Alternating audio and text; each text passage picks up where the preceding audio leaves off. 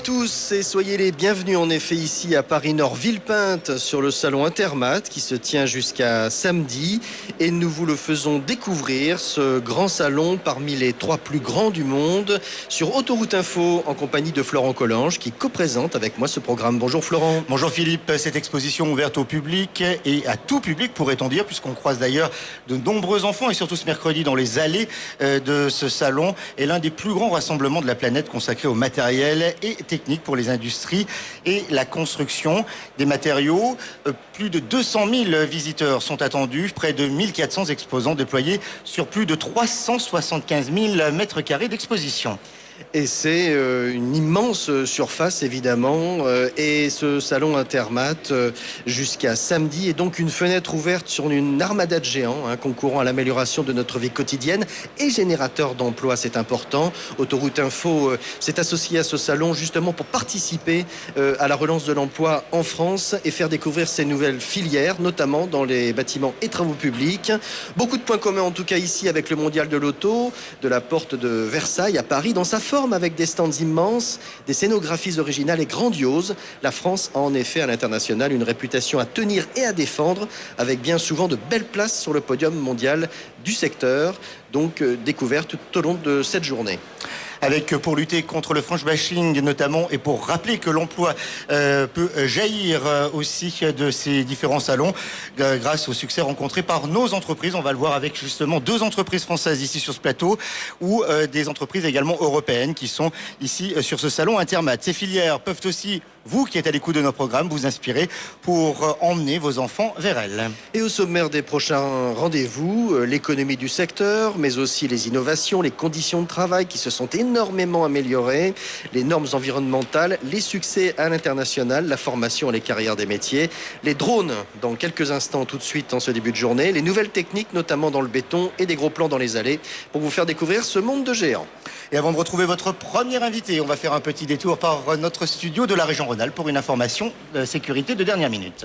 Oui Florent, avec cet événement qui concerne les automobilistes qui roulent actuellement à Grenoble dans le sens Sisteron-Grenoble sur l'A480 au kilomètre 11. C'est après la sortie numéro 9 pour Claye. Il y a un objet potentiellement gênant qui se trouve sur la voie de gauche de cette A480 direction Lyon. Il faut donc passer avec prudence dans ce secteur. On en reparle un peu plus tard sur Autoroute Info. On est ici au salon Intermat à Paris-Nord Villepinte avec votre premier invité, chez Philippe. On va prendre de la hauteur avec Guillaume Richer. Il est responsable de la division géospatiale pour Redbird. On va parler drone. Guillaume Richer, bonjour. Bonjour. Alors les drones, on en a parlé au cours de ce premier semestre, pas très bon escient qui est venu ces utilisations déviantes, approfondir cette peur née des attentats du début de l'année, un semestre avec des survols interdits comme les centrales nucléaires ou encore l'Elysée. Alors les drones là, pour le coup, on en parle à bon escient parce que derrière il y a un réel marché, une réelle avancée de technologie et aussi de la facilité de repérage de sites et en l'occurrence Redbird, votre entreprise qui est toute jeune, Guillaume Richer, est spécialisée sur les travaux publics. On va présenter votre entreprise donc avec une moyenne d'âge extrêmement jeune aussi, avec des ingénieurs. Oui, comme vous le dites, Redbird a été créé seulement en 2012. On est aujourd'hui 25 personnes et c'est une société spécialisée dans l'acquisition et le traitement des données issues des drones pour l'industrie. L'industrie, donc les travaux publics, en l'occurrence ici, puisque nous sommes sur un salon avec tous ces matériels et techniques innovantes autour des travaux publics. Donc vous êtes né quasiment au moment de la parution de l'arrêté ministériel fixant les conditions d'exploitation des drones. Exactement. C'est tout récent ça, c'est 2012. Cette réglementation a permis la création d'une nouvelle filière, la filière du drone professionnel. Et nos 3 fondateurs se sont positionnés suite à la création de cette réglementation pour utiliser les drones dans 3 secteurs majeurs qui sont la construction et le BTP, comme vous l'avez indiqué, pour la modélisation et le suivi des chantiers, mais aussi les grands réseaux d'infrastructures pour la maintenance des lignes électriques, ferroviaires et autoroutières, et enfin l'agriculture de précision. Alors 2000 unités vendues en 2014, on voit que c'est de toute façon une explosion actuellement de ces nouvelles technologies. Les applications, donc Guillaume Richer, vous parliez à l'instant d'autoroute, c'est vrai qu'on imagine pour surveiller les ouvrages d'art, comme sur notre réseau, sur l'autoroute des Titans, l'autoroute A40, où il y a beaucoup de viaducs, de ponts, tout ça, ce sont des bonnes applications de surveillance. Aujourd'hui, il n'est pas possible de survoler directement les autoroutes. Nous avons dans l'obligation de voler à une distance de 30 mètres à cause des voitures qui sont en circulation.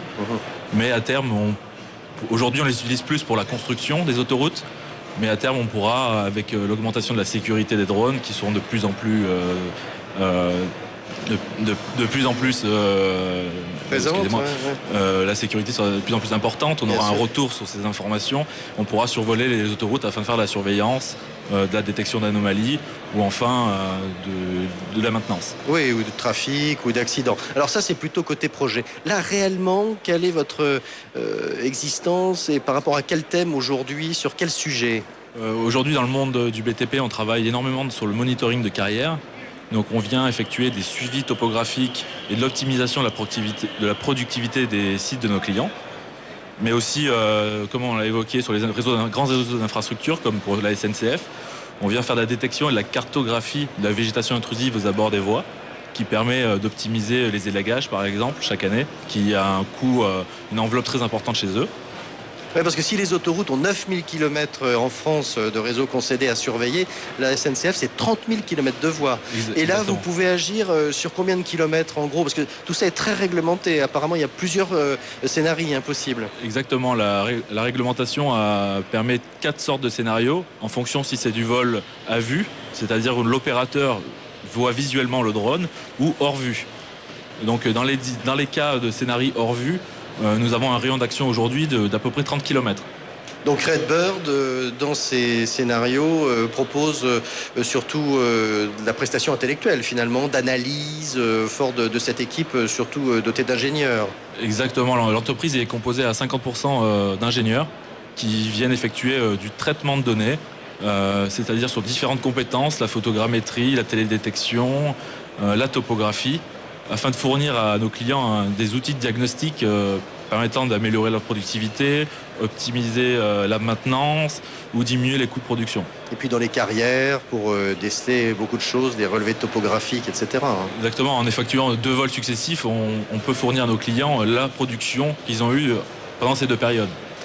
Merci Guillaume Richet pour cette première découverte. On le voit en tout cas sur le salon, il y a beaucoup de stands. C'est un nouveau marché qui émerge là et qui, c'est vrai, crée des emplois, évidemment, puisque la moyenne d'âge de Redbird en ce moment, c'est à peu près 26 ans. Et la filière aujourd'hui du drone a permis de créer 3000 emplois. Et c'est en forte augmentation. Les prévisions sont entre 3 et 4 fois plus d'ici 4 à 5 ans. Et la France est bien placée dans ce concert d'évolution. Oui, la France est un des leaders du marché. On est les premiers à avoir eu une réglementation. Et il faut garder cette place de leader en France. Bon courage et longue vie à Redbird.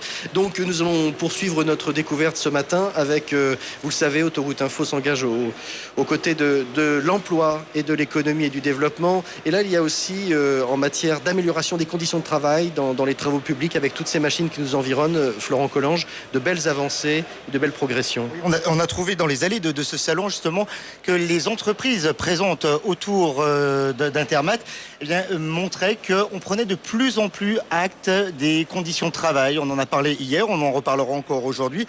Et il y a une entreprise justement qui illustre bien ça, c'est cette prise en compte des conditions de travail des salariés. C'est l'entreprise Sirocco. Philippe Cans, bonjour. Bonjour. Vous êtes directeur de l'entreprise Sirocco. C'est une entreprise qui propose des systèmes de chauffage intégrés dans tous les engins de travaux publics. Oui, notre entreprise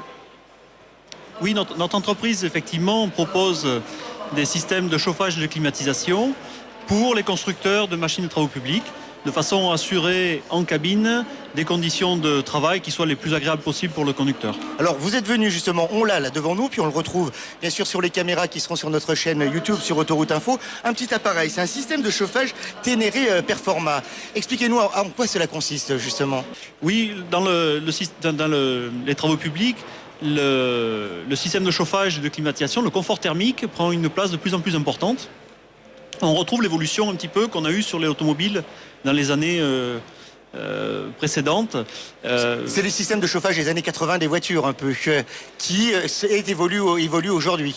Alors je dirais oui sur les modèles les plus rustiques, les petits engins, mais de plus en plus, et sur les machines les plus importantes, on retrouve des systèmes de chauffage et de climatisation qui sur les dernières avancées, n'auront rien à envier à ce qu'on peut retrouver au niveau véhicule. Et pour terminer, ce système de chauffage Ténéré performant en est la parfaite illustration. Tout à fait. Voilà. Philippe Cans, merci beaucoup en tout cas de ces quelques précisions.